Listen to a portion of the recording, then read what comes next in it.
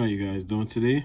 Today I'll be talking about the Ector County, Texas 2019 incident that happened. My name is Justice Bunn, and let's get straight into this. So Ector County, Texas, pretty much instead of going on and reading to you exactly what happened, there was an emergency and Jacob Dean was called into the emergency, and it was something that could have been avoided. You know, he ended up passing away from H2S, but he didn't have the proper equipment going into the building. And also what happened was his wife went looking for him, and she doesn't know exactly what's going on in the plants either. So they both died from being in H2S, which is really bad for humans, and you can't breathe in or you would die kind of like instantly in a few minutes. And so basically the situation, what happened was he went to his place of work, and he ended up going inside just to fix a couple pumps. And what happened was the leakage was coming out. He didn't know that it was toxic because none of the red lights were alarming, which were malfunctioning, and also that he didn't have his detector on his belt how he usually does during the work day. And so this is something that could have been easily avoided, and we're going to talk about how it could have been avoided. So OSHA PSM elements, they have 14 of them, so we're not going to go over a lot. But I just want to talk about a few, which is employee must be trained following specific safety protocols.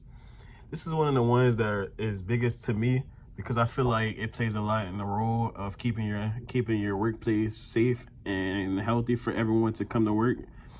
And so pretty much, you guys, when you're updating people on a training program, you must make sure that the training is being completed properly. A lot of times the guys who are in the workplace, they think that they've been working there so long that they can't have a mishap. And so I use Ector County, Texas incident because it shows you how old he was. He was 44 years old. He has been working at the company for many years. But you see how one little mishap and not him having the right equipment on could lead to the death of somebody that you really care about. So when you're training these guys, I want you guys to keep in mind that you really have to be particular with them and let them know exactly what you're looking for, and make sure you're updating it a lot, because a lot of times people will do the training and they're certified and they will never do the training again. Also, employee participation. Don't be scared to ask questions.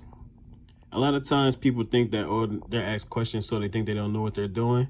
If you need a refresher on something, please ask, guys, because in this field a lot of times things could happen and it could be out of the blue. So if you think there's something that's going wrong, please be updated and don't try to figure it out yourself, because you never know what it could lead to. Oftentimes it could lead to death and injury, and this is something you want to avoid because it can cause a business either being shut down or cost them a lot of money in the long run. Importance. So the importance of PSM elements keeps your employees safe and healthy at work, especially as it pertains to the release of hazardous chemicals. It means you can feel confident that all elements of your business are functioning as they should, while reducing the number of potential incidents due to hazardous chemicals. If you're not compliant with OSHA's PSM program, that can lead to major financial and legal consequences. In order for your business to grow, it needs to work efficiently, and it starts with employees feeling rested from having enough breaks throughout the day. That means ensuring employees are informed and up to date on the current way to operate specific machinery.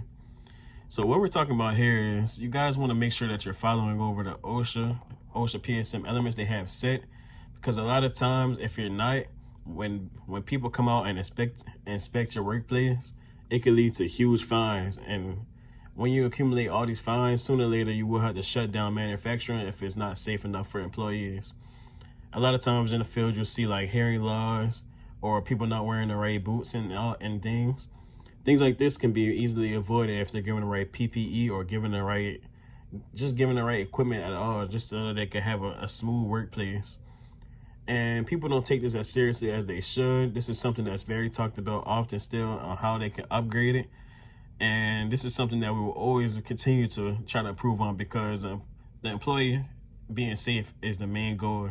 Yes, the money is important, but if someone has they have a family at home too, and you don't want to send them somewhere that you don't feel is trusted. So I just want to show you guys, I use these two as my references, and I think you guys should go check these out and go and inspect all the PSM managements yourself and let me know what you guys think. Thanks.